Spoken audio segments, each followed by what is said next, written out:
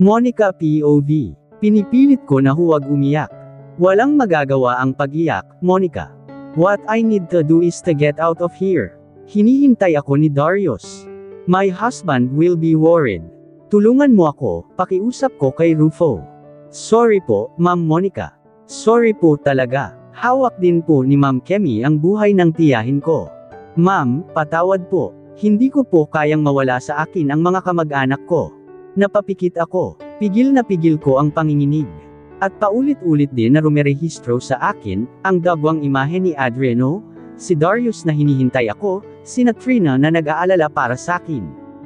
Paano naman ako? May batas sa sinapupunan ko, at alam iyan ni Kemi na pakawalan niya. Magiging kriminal siya. Rufo, pakiusap naman. Tulungan mo ako, pakiusap ko. Ngunit wala na siyang oras para mag-isip pa, dahil dumating na rin ang grupo ng mga armadong lalaki. Doon ko lalong naramdaman ang kaba. Ayaw ko mang pangunahan ng takot, ibang-iba ang dating nila. They were all armed.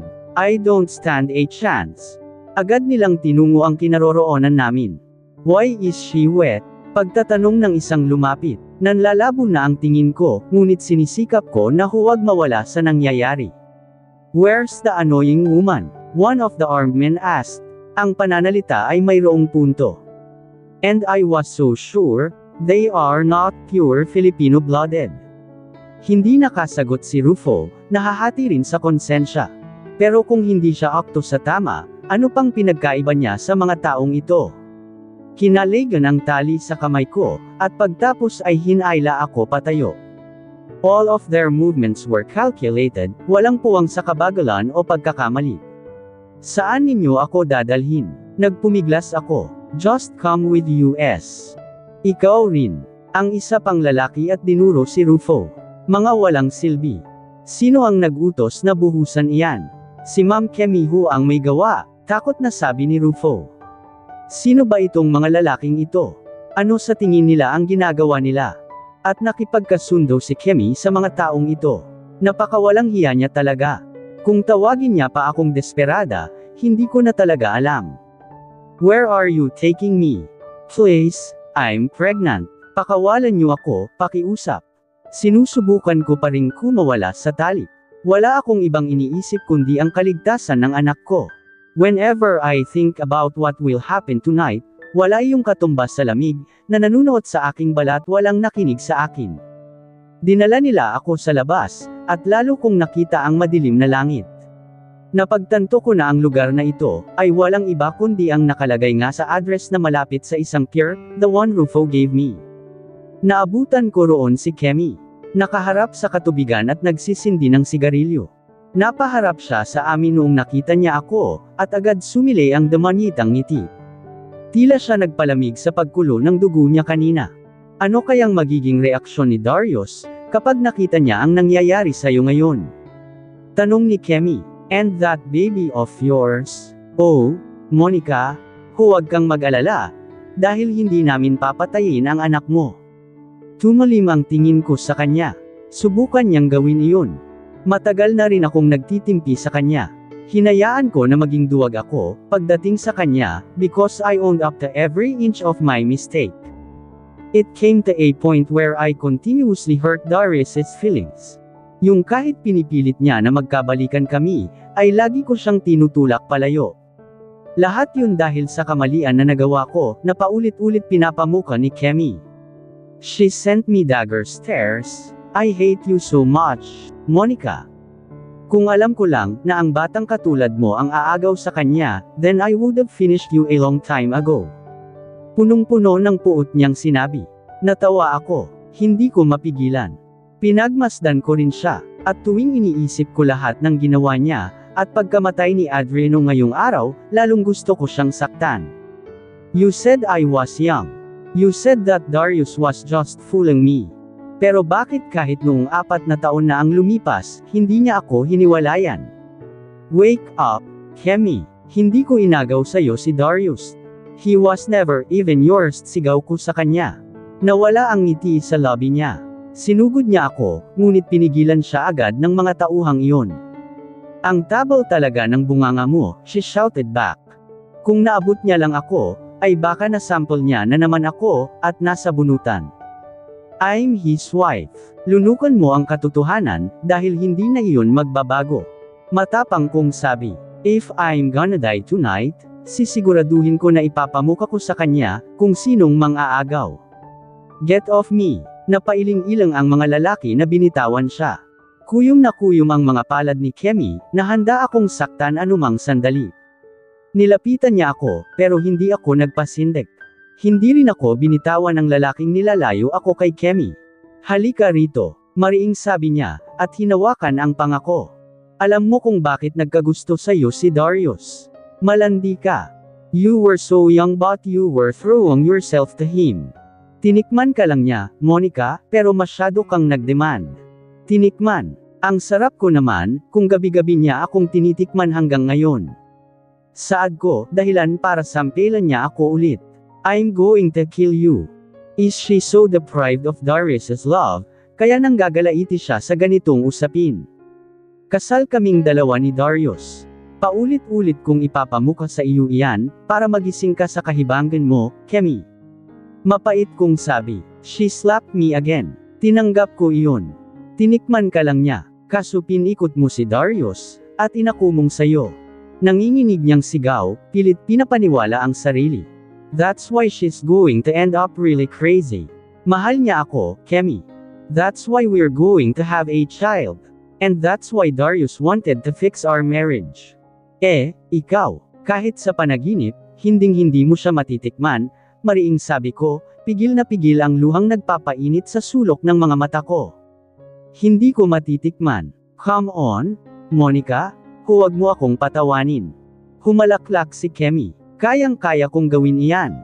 Kung walang pakialam sa akin ang asawa mo, bakit hindi niya ako pinapakialaman? Why am I still here? In your lives. Maladama niya siyang ngumisi. She's tricking me again. Karma ko ba ito? With all the tricks I've pulled on Darius. Ganito pala ang pakiramdam na pinapaikot. Ginagawang tanga. Alam mo kung bakit? Dahil wala akong sinabi sa kanya, ni isa sa mga pinaggagawa mo. And you keep acting like a good girl in front of him. At sa tingin mo ba talaga ay naniniwala si Darius sa mga bait-baitan mo? You're only making a fool out of yourself, Kemi. Kemi's strength faltered a bit. Binitawan niya ako. I smiled at her. Kung saan ko nakuha ang lakas, ay lagpas sa aking pangunawa. He's in love with me. He married me. At kahit kasal na kami, gusto niya pa akong pakasalan ulit. Mahirap bang tanggapin, Kemi? Ngumiti ako. Darius makes love to me. I'm the one who's going to fulfill his desires and not you. And he's the one who fulfills mine. Baka kailangan mo pa ng detalye, para magising ka sa katotohanan na mag-asawa kaming dalawa. Shut up, Monica, she shouted. Pabalang niya akong binitawan, nanginginig na. Tingnan natin, kung ano ang mangyayari, pagtapos ng gabing ito, Monica. Dahil kapag wala ka na sa Pilipinas, ipapalabas namin na patay ka na. And then, Darius will be marrying me. At ikaw at ang anak mo. Doon ka na sa lipunang kinabibilangan mo. Pinagdukdukan niya iyon sa akin. Sa halip na ipakita ang takot, ngumisi lamang ako, Kemi. Baliw ka na, sambit ko. Even if I die, Darius's love is only for me. Kahit patulan ka niya, at kahit makuha mo ang gusto mo, ako lang ang mahal niya. You'll forever live under that truth. Dumilim ang tingin niya sa akin, at kitang-kita ko, nga kung gaano niya ako kagustang itapon na lamang sa dagat.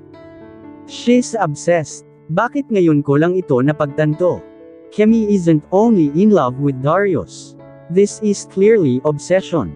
Dahil ang pagmamahal, hindi ganito.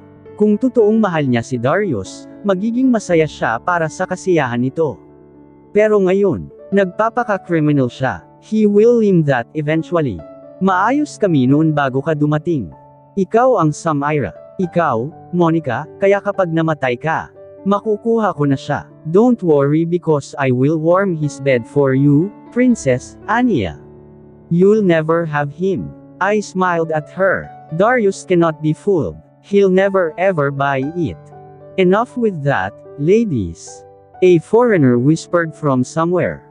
May sigarilyo sa bibig nito, at itim na itim ang mamahaling damit na kanyang suot. Who are these men? Bakit parang hindi sila normal na mga kriminal? Oh, well, is there even a normal criminal? Why all are too beautiful to fight over a man? And who is even that lucky man? Ngumisi-ngisi ito. Ang kasunod nitong lalaki, ay may dalang kung ano. Pagtapos ay lumapit ito sa akin at inabot iyon.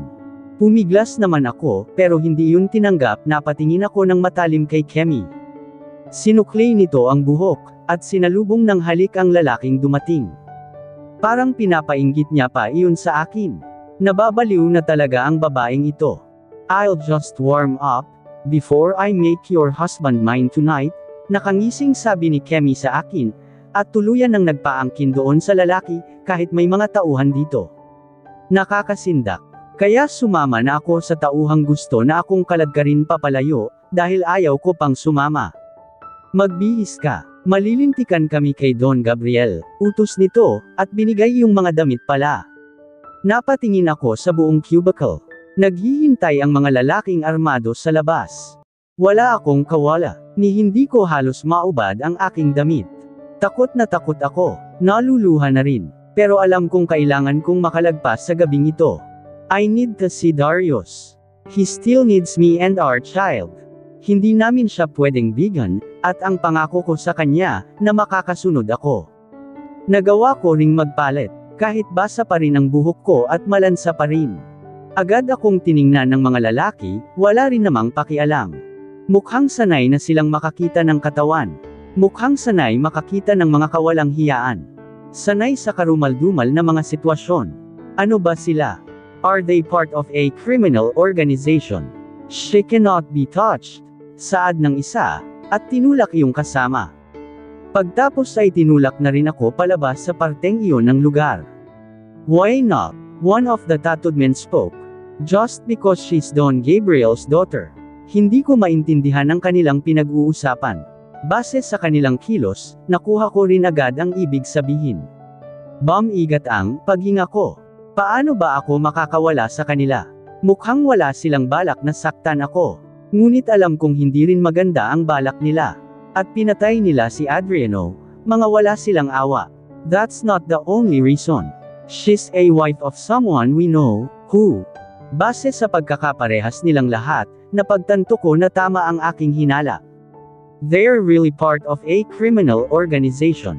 Are they mafia associates?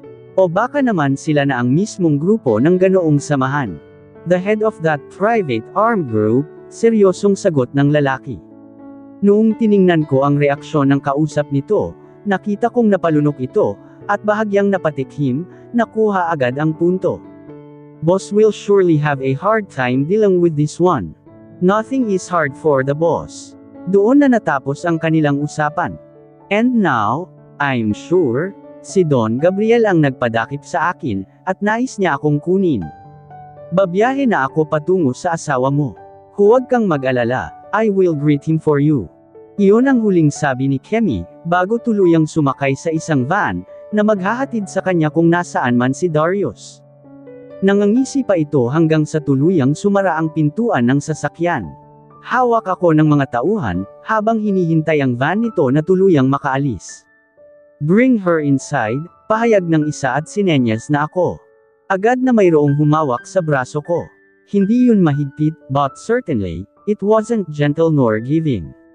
Hinayla na rin nila ako patungo sa isang sasakyan.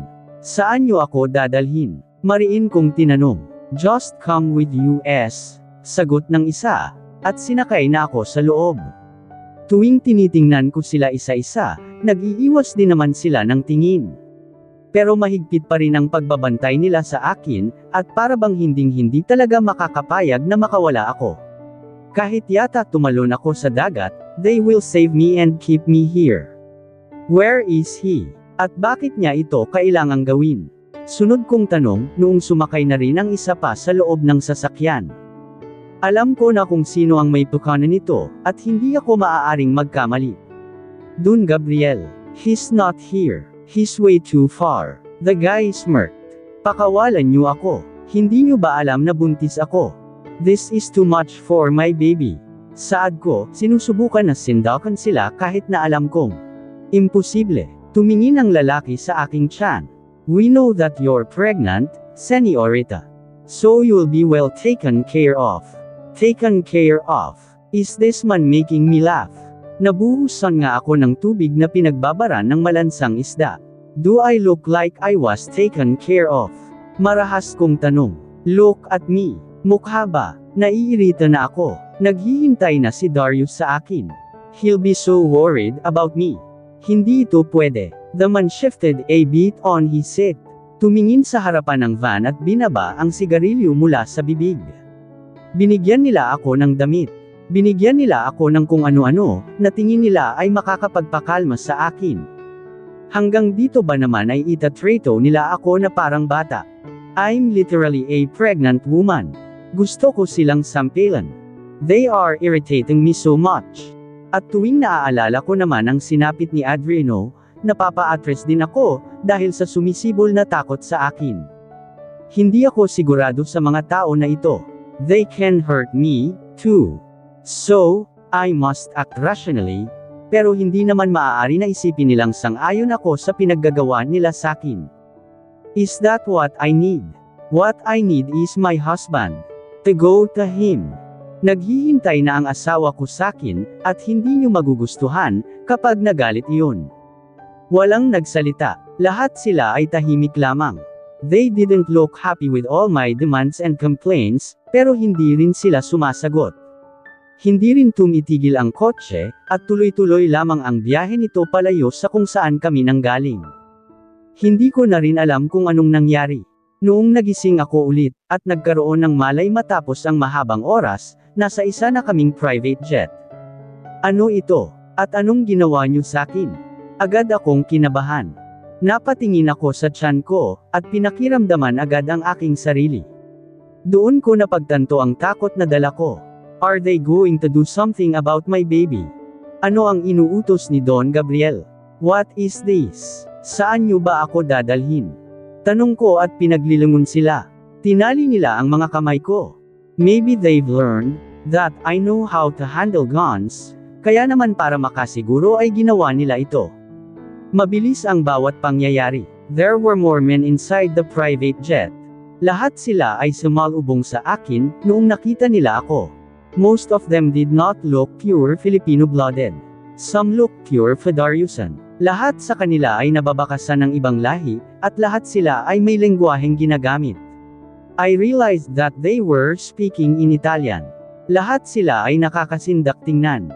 They vowed to me a little bit, ngunit walang nang ahas na magsalita. Noong sinenyas ng lalaking kanina pa namin kasama ang daan, napaangat ang kilay ko sa kanya, lalo na dahil akmang hahawakan niya ang braso ko, dahil hindi ako agad naglakad papasok. When I gave them dagger eyes, nilubayan rin nito ang akmang paghawak. Naglakad ako mag-isa papasok sa loob. Inalalayan nila ako, kahit hindi ko naman kailangan. Gusto kong makaramdam ng labis na puot kay Don Gabriel. Ganito ba siyang klase ng tao? Dinadaan lahat sa sariling paraan. Kung kaya't nilalayo ako sa kanya ni Dad. Kung ganoon, sana hindi ko na lang talaga siya hinanap. Suit yourself, Miss Pimentel, sabi ng lalaking tingin ko ay kadikit ni Don Gabriel. May ganoon nga bang posisyon sa kung anuman ang grupo nila? It's Mrs. Escudero, pagtatama ko, at madilim siyang tiningnan na ikinalunok nito. Tumunog din agad ang cellphone nito, at hindi ko naman maiwasang makuryoso kung sino na iyon. Kaso lamang, ibang lengguwahe na naman ang ginamit nito sa pakikipag-usap, para siguro hindi ko maintindihan. Don Gabriel must be an Italian. Is that him? Tell him that I have a husband waiting for me. And he can talk to me properly instead of resulting to an abduction. Malamig kong sabi rito dahil alam ko naman na hindi ipapakausap sa akin iyon. Don Gabriel is a private man. At ang mga ganito kapribado na tao, kahit sa sarili nilang pamilya ay mayroon silang tinatago. Bring the señorita inside, utos ng lalaki at tuluyan nang ang sinagot ang tawag. Hindi ko alam kung pinakinggan niya ba ako, o kung gagawin niya ba iyong sinabi ko. Basta ay iniwan na lamang ako nito, sa kung saan nila ako dinala. Wala akong ganang kumain, pero tuwing naiisip ko ang baby ko, ginawa ko pa rin. Kailangan kong kumain, at magkaroon ng lakas lalo na sa sitwasyong ito.